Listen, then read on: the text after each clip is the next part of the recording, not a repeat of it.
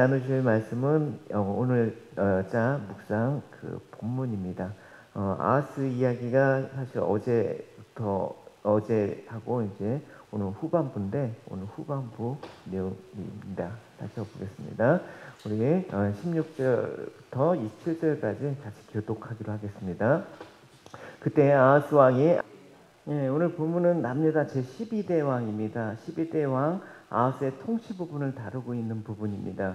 그래서 오늘 본문은 에돔과 블레셋에 이제 남유다가 침공을 당하거든요.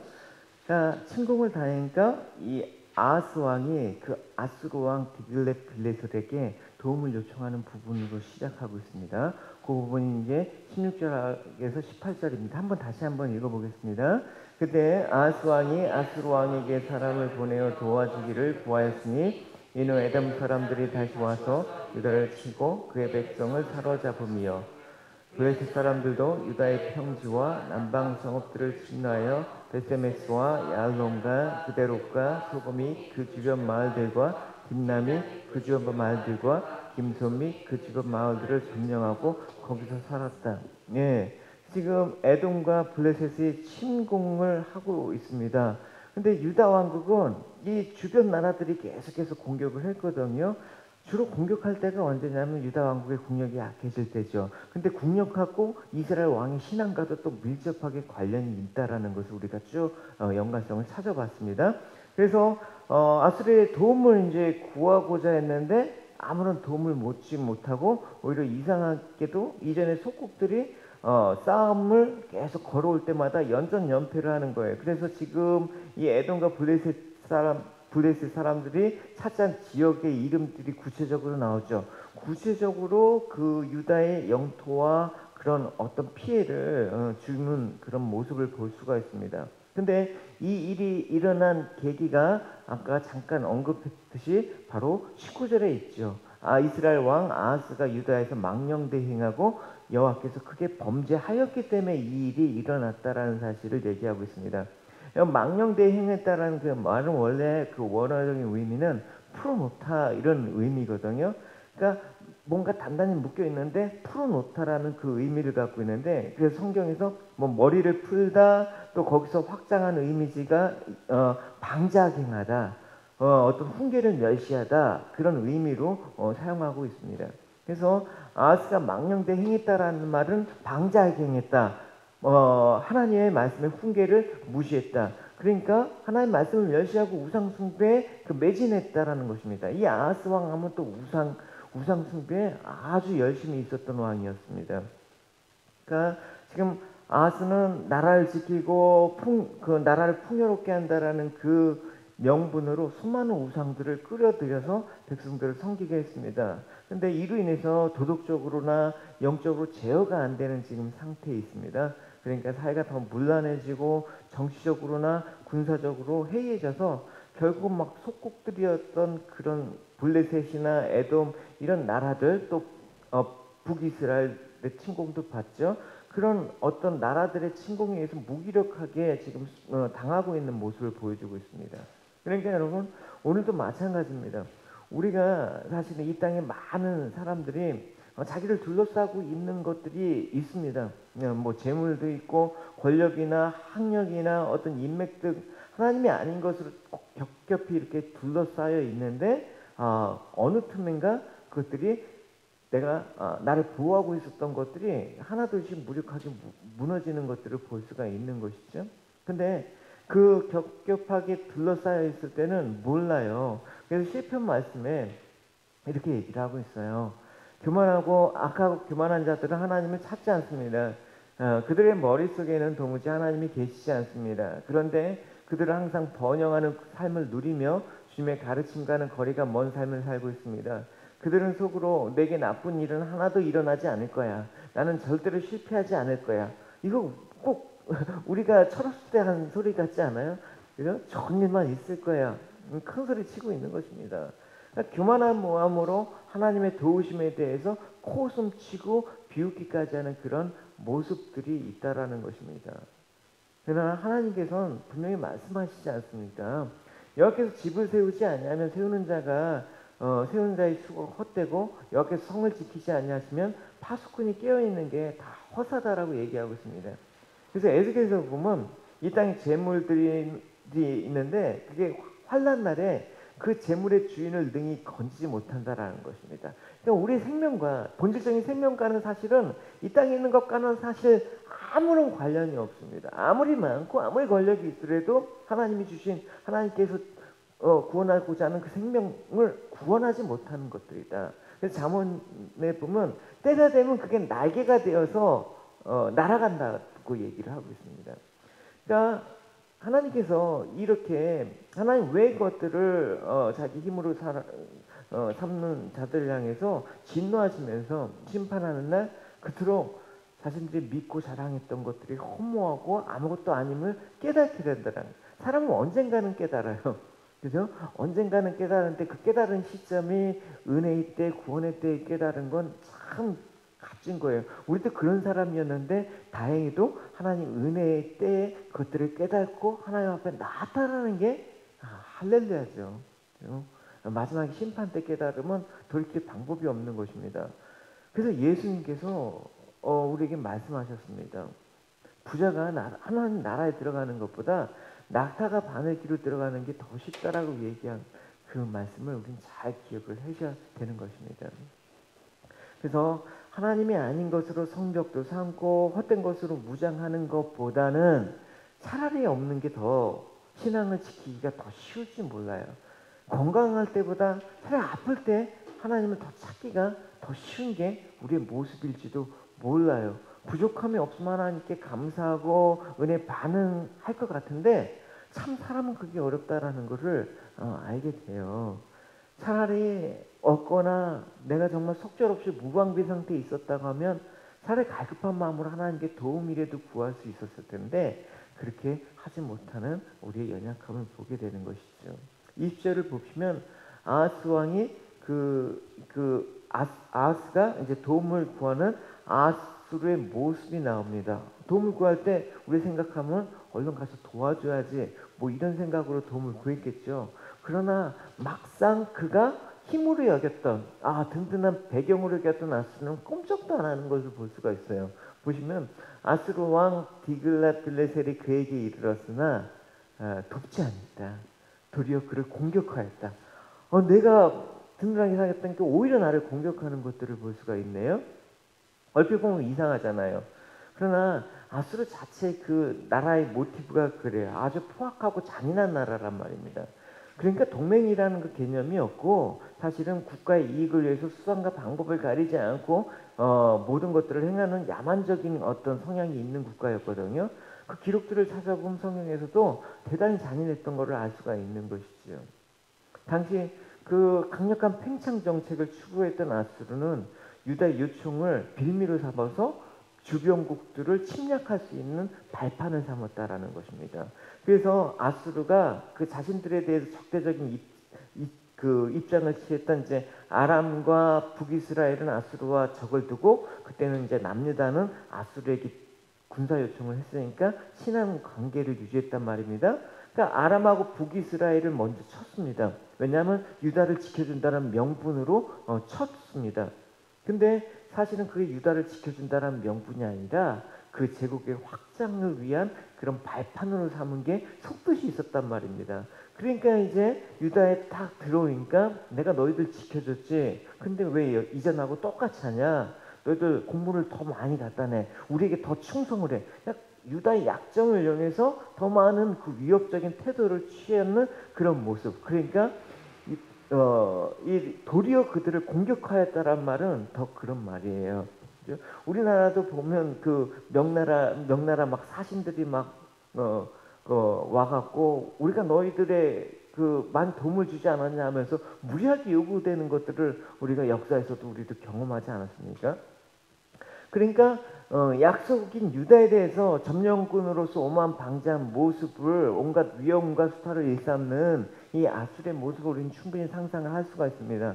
그래서 역사를 보면 이때 확보한 영토와 포로와 전리품들이 상당히 많아갖고 실질적으로 아수르의 국력이 되게 강력해졌습니다. 그러니까 세계를 제패했죠. 제국이 됐죠. 그래서 그 여세를 몰아서 그 북이스라엘을 결국 아수르가 멸망을 시킨 거예요.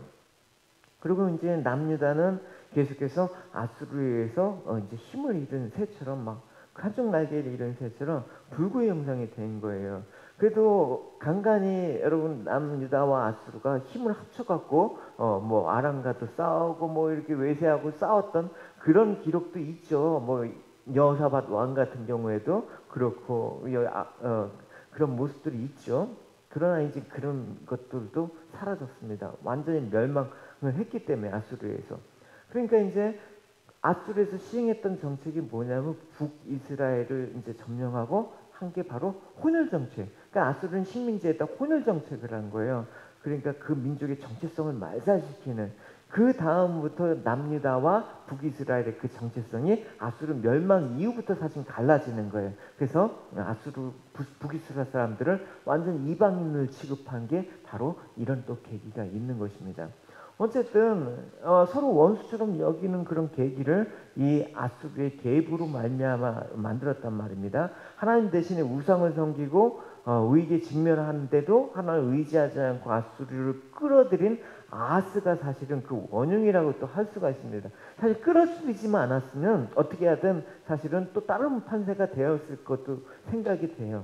그래서 결국은 이로 인해서 북이스라엘도 망했지만 남유다도 망하는 그런 계기도 사실은 이 아하스 왕의 아수르의 개입을 요청한 이 사실에서 불씨가 된 것을 알 수가 있습니다. 그래서 이렇게 스스로 자기의 힘을 도모하고자 했던 이런 사람들이 망하는 모습을 성경에서 우리는 찾아볼 수가 있습니다. 여러분 그 우리가 시편에서 나눴던 내용 중에 그 다윗이 아이도벨에게 모사가 그 압살롬에게 붙어갖고 도망하는 그때 하나님께 탄원하는 그런 시도 봤죠. 그러니까 결국 아이도벨도 압살롬과 짝하다가 자기를 믿어주고 등용해준 다윗을 배반하는 그 대가를 자살로 마쳤다라는 것입니다. 또 유다 왕인데 그 북이스라엘의 요람 그 병문안 갔다가 예후의 반란으로 죽었던 사람 기억나십니까? 아하시아 왕이 또 그랬어요. 그래서 그렇고 또 예수님의 제자로 그렇게 3년 동안이나 그 예수님의 은혜와 사랑을 경험했음에도 불구하고 유대의 지도자들로부터 짝해고 은30에 예수님을 팔아넘기다 결국 자살로 생을 마감한 유다도 있었잖아요. 그러니까 이 모든 것들이 사실은 안타까운 그 어떤 하나님 외의 것들을 들과 짝해서 벌어진 그런 일들이라고도 할 수가 있습니다. 근데 물론 이들이 단 한 번의 뭐 잘못이나 실수로 하나님께서 이들을 버리신 건 아닙니다. 끊임없이 하나님께서는 선지자들을 보내고 말씀으로 깨닫게 하시고 끊임없이 책망과 징계로 돌이킬 것을 요구했습니다. 결국은 이들이 불순종으로 어려움에 닥치게 될 때 중요한 건 뭐냐? 자신의 모습을 보고 하나님께 나아갔다라면 하나님은 다시 회복시키고 또 구원의 길을 열어주셨을 거라는 사실을 우리는 믿어 의심치 않습니다. 우리도 그런 사람이었잖아요. 그러니까 여러분 이렇게 생각하면 우리 신앙과 인격은 언제 가장 극명하게 드러나느냐? 어려울 때 드러나는 거예요. 좋을 때는 사실은 다 신앙이 좋아요. 좋아 보여요. 근데 어려울 때는 사실 이렇게 분명히 드러나지는 게 있습니다. 이게 바로 아하스의 모습에서 드러날 수가 있는 것입니다. 22절과 23절을 다시 한번 읽어볼게요. 이 아하스 왕이 공고할 때 더욱 여호와께 범죄하여 자기를 친 다메섹 신들에게 제사하여 이르되 아람 왕들의 신들이 그들을 도왔으니 나도 그 신에게 제사하여 나를 돕게 하리라 하였으나 그 신이 아하스와 온 이스라엘을 망하게 하였더라. 그러니까 아하스가 공고할 때 어떻게 했다? 여호와께 범죄하여 오히려 자기를 친 다메섹의 신에게 제사했다. 그렇게 기록을 하고 있습니다. 그러니까 여러분 오늘 28장 그 전반부에 보면 아하스는 이방의 우상이라는 우상을 다 끌어들이는 거. 심지어는 자기 아들을 불에 태워서 이방의 제사에 그 정성을 바친 만큼 대단한 사람이었지만 대단히 또 잔인한 사람이기도 했습니다.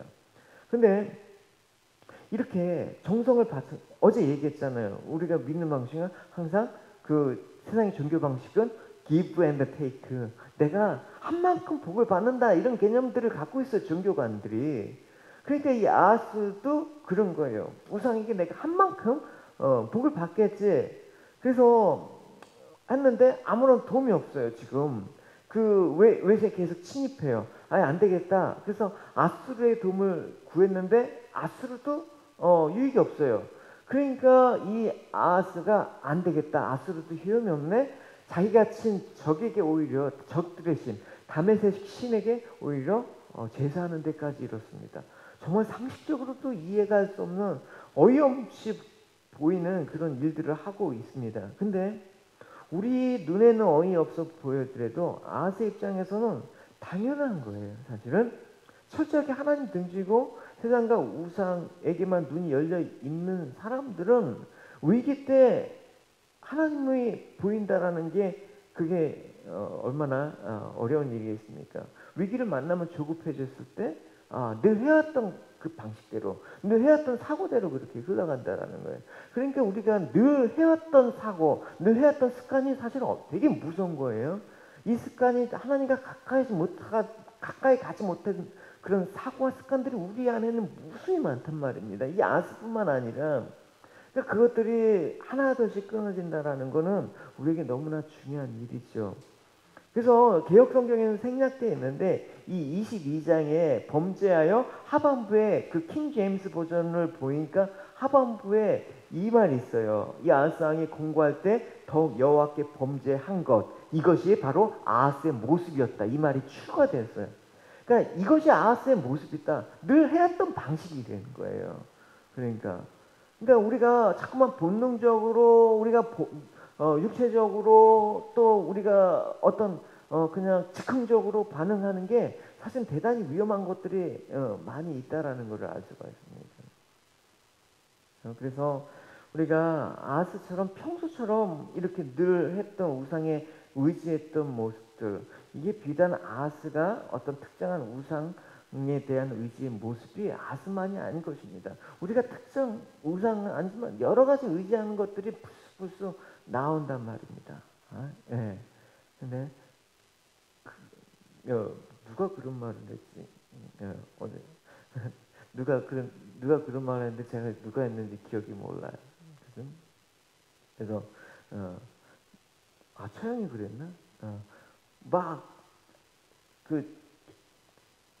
아내가 아파갖고 제가 응급실에 가자 막 했는데 응급실에 안 가고 그냥 버티고 있는 거야. 항생제 먹고 파나들 먹고 가자. 한 2주 전에 지체들도 자꾸만 응급실 빨리 가라고 하는데 지체들도 다 경험이 있고 그런데 이럴 때는 또 응급실 가는 게 맞다. 안 간대. 처형이 또 전화가 왔어요. 남편 말을 들어야 된다고. 그때 결국은 제가 가자는 날 못 가고 또 앞으로 끙끙거려. 이제 은교가 안 되겠다 싶은지 엄마 가야 돼 하면서 엄마를 끌고 갔어요. 그래서 은교랑 저랑 이렇게 해갖고 응급실에 간 거예요. 그때 처형이 이제는 젊었을 때는 남편 말을 듣고 나이가 좀 되면 자신 말을 들어야 돼. 이렇게 얘기해요. 잘했어요. 그게 여러분 좋은 말 같은데 자신 말도 들으면 안 돼요. 여러분 우리는 끝까지 하나님 앞에 나가는 그런 모습들을 보여야 된다는 것입니다. 그죠? 귀담아 듣고 뭐 좋은 것들은 들어야 되겠지만 사실은 우리가 귀담아야 되고 우리가 계속해서 우리 삶 속에서 하나님께서 무슨 말씀을 하신가, 우리 삶 속에서 하나님께서 왜 이렇게 이런 것들을 보여주시는가, 인도하시는가, 이런 것들이 하나님의 음성을 듣고 나가는 것들이 자연스럽게 우리 삶의 방식이 돼야 되는 거예요. 자꾸만 이런 것들에 대해서 우리가 익숙하지 않으면 이 아하스 같은 모습이 된다니까요. 처음부터 이러지 않았어요. 여러분 그래서 이렇게 막 어려울 때 방황하는 이 아하스의 모습 보면서 반대로 사도 바울과 같이 아주 극한의 환난을 만난 후에 반응은 또 다릅니다. 그러니까 평소에 하나님과의 관계 속에서 반응을 어떻게 했느냐? 훈련이 된 사람은 다르단 말입니다.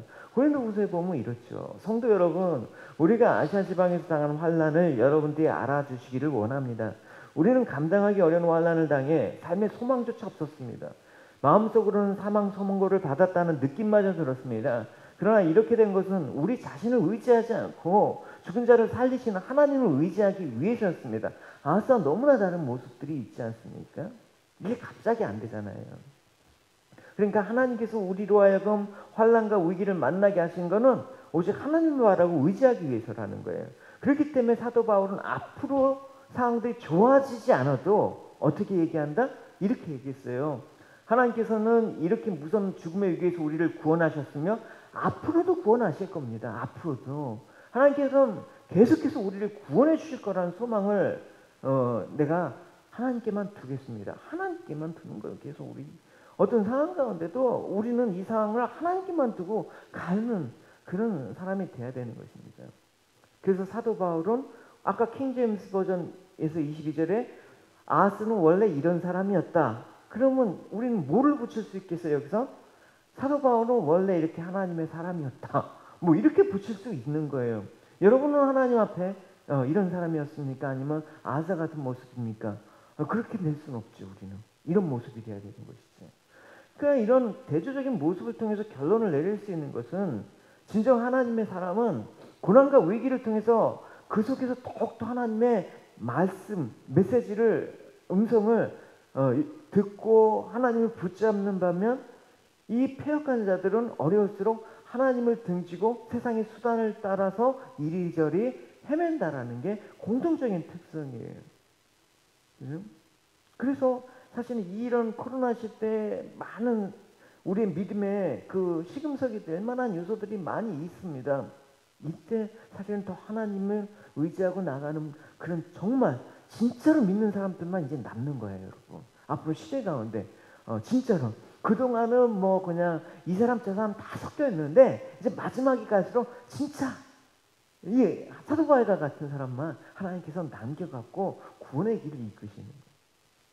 우리가 위기를 만나봐야지 그 사람의 인격과 그 사람의 본성과 신앙을 가장 잘할 수가 있는 거예요.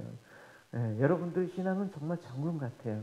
우리가 같이 어려울 때 이렇게 보면 어려울 때 같이 했던 그런 사람들이 정말 진짜 하나님의 사람이라는 것을 새삼 느끼게 돼요. 시편 62편에 보면 다윗은 이런 말을 했어요. 나의 영혼이 잠잠히 하나님만 바라며 나의 구원이 그에게서 나오느니라. 나의 영혼아 잠잠히 하나님만 바라라. 물은 나의 소망이 그로부터 나오느니라. 이 고백을 여러분 다윗이 뭐 편할 때 했겠습니까? 아주 극심한 가운데 했단 말입니다. 잠잠이라는 단어는 여기서 히브리어 담음은 그냥 말 안 하고 그냥 be silent만이 아니라 be still, 나는 기다리겠습니다라는 뜻도 포함되어 있는 거예요. 그러니까 잠잠이 아무것도 아닌 게 아니라 하나님의 하심을 기다리는 거예요. 이런 기대와 소망을 가지고 우리는 잠잠히 있어야 되는 거예요. 맥 놓고 넋 놓고 그냥 자포자기가 아니란 말입니다. 우리의 기다림은.